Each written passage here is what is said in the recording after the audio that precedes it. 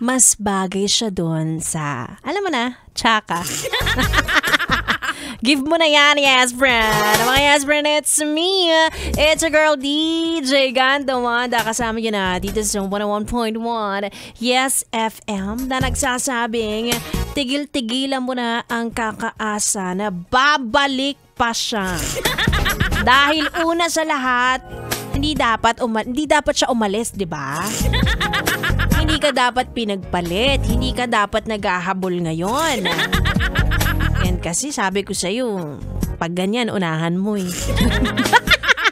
Pero diba, parang ang unfair kapag paulit-ulit kang ginagawan ng mali, pero nakukuha mo pa rin magpatawad ng paulit-ulit. Tapos ikaw, isang beses ka lang nagkamali, hindi pa ganun kalaki yung pagkakamali mo.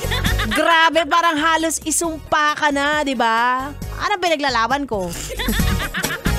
Kapag kayo pwede, kapag kami hindi. Nasaan ang equality, be?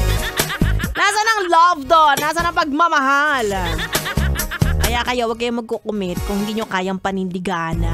Diba? Hindi para sa inyo ang pakikipagrelasyon. Dapat sa inyo, nasa kwarto, mag-isa, nagpapalaki ng aso, be, aso. Ikaw naman, kaya ka nagkakarabis.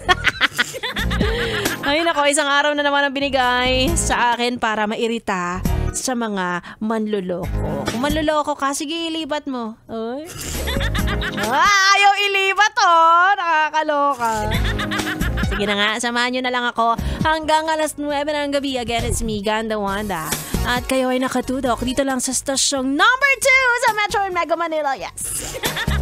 101.1 Yes FM Solid.